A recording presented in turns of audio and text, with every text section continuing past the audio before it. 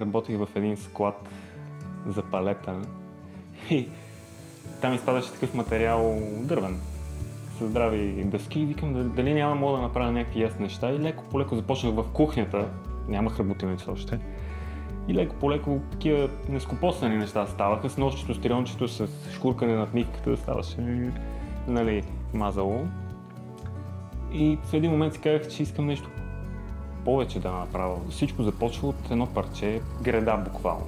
Тя преминава през различни дъски, се разбичва, така на български се казва, различни размери. За калницата има едни, за покриви други, за предници, мотори, решетки, всичко, нали, съвсем различни размери, след което се изчистват самите дъски. И оттам нататък почваш да твориш. Базата е основна за един модел, но наистина всяка една част е много време, особено ако искаш да ги направиш по 4 или по 5 броя или по 6, наистина трябва да е доста време и доста обработка излиза.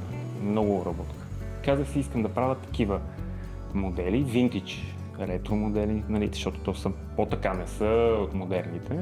И само си ги развивам в главата постоянно. Просто ми харесаха. Започнаха да ми излизат в Pinterest.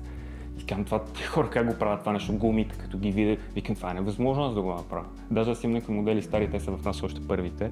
Са доста нескопосани, но вече сега виждам доста добри идеи ми идват, вече когато влагам доста повече време. Аз бих казал, че ако ти харесва нещо, просто трябва да го правиш.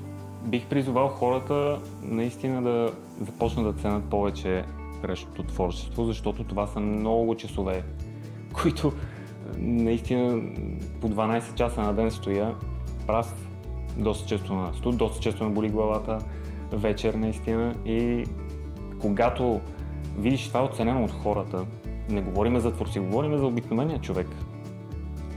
Нали, това със сигурност доста радва, не само заради парите, ами като цяло заради чувството, което е като някой го оцени и ти пише после, примерно, това зарадва много някой, на който го е подарил или за него самия.